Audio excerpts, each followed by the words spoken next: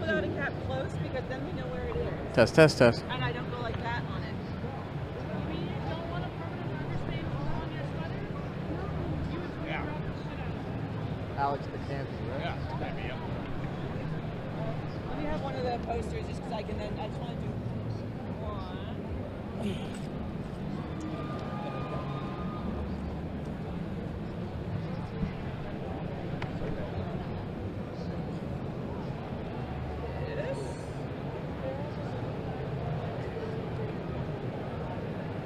That one that way, so it's not like, hey, we're advertising.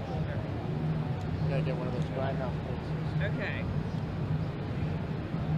Here. Ready whenever you are.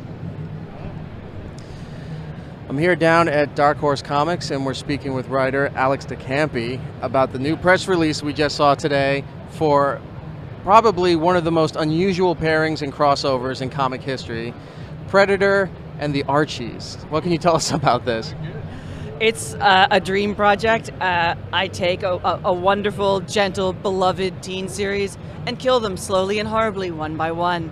And, you know, Predator was one of my favorite movies growing up. Anyone who doesn't love Predator, frankly, can get off my planet. If you haven't seen the original Predator, go just do it. It's a wonderful, like, very scary, a lot of fun action film, and it's a dream project. Where did, now you said beloved teen comics there. Was Archie's the first name that sprung into your mind? Was that on your list, or do you have a whole list of different series that you want to slowly kill off? Alex de Campi kills the comic universe. There are a lot of series I'd like to kill off with great prejudice, but Archie's I will do it with love. I as a lover of horror, obviously the teen slasher film and the summer camp slasher are classics of my childhood and of the genre as a whole. And one of my favorite things to write, I wrote a summer camp slasher in my Grindhouse series for Dark Horse, which is trashy, boob-filled, blood-filled exploitation horror. And it was the most fun I had for the entire series. Like, these teens being kind of horrible to each other, because frankly teens are horrible to each other. And then coming up against essentially a demoness. And this is going to be a similar thing where the kids end up going on holiday in Costa Rica because Jughead wins a prize and a bag of chips. And it's the hottest summer on record.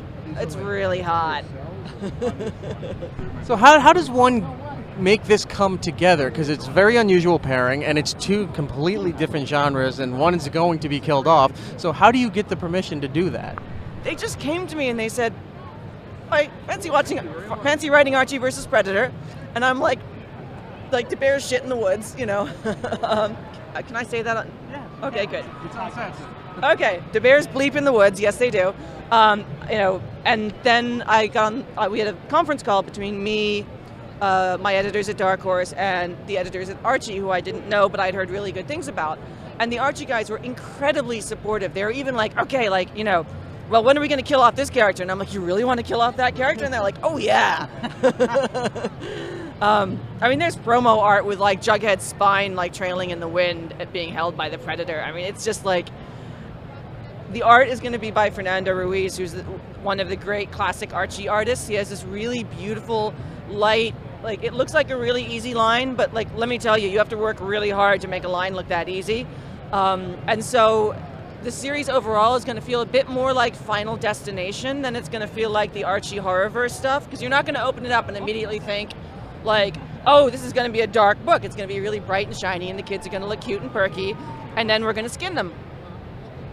I was just going to say, are we going to see any other possible characters' spines and skulls from other series in this? Maybe the Predator has already killed, or is it just going to be straight Archie, trophies? I think he's saying, is there going to be any Easter eggs in this comic? Yeah, basically. Oh, yes. But mostly right now, I'm trying to get Predator Easter eggs in there. I'm trying to get as many, Easter eggs and fun bits from the original film into the book as I possibly can. Nothing from Predator 2?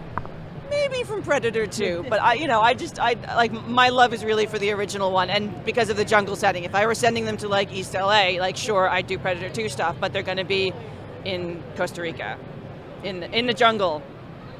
Well, you're obviously a huge Predator fan. If you could get your hands on some other series to do more works like this, what are you looking at? What, like Predator versus other things? Or maybe like Alien kills little Lulu, or if you're going to look at maybe RoboCop, something. What other series would you like to work with? Oh gosh, I mean, I have such love for the original RoboCop film. It's like Paul Verhoeven, like extremely underrated filmmaker. I love all of his films. I even love Showgirls. Watch Total Recall with the commentary. Paul Verhoeven and Arnold Schwarzenegger do the commentary, and it is the most entertaining thing you will ever see in your life. I can believe that because both men are a lot smarter than they're given credit for.